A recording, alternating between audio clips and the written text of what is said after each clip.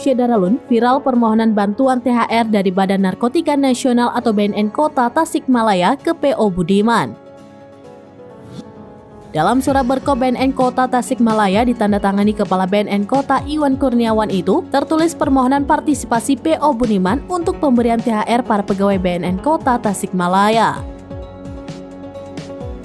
Usai pemberian THR itu viral, kantor BNN Kota Tasikmalaya malah dikirimi lembaran uang mainan serta satu tandan pisang mentah pada Rabu 12 April 2023.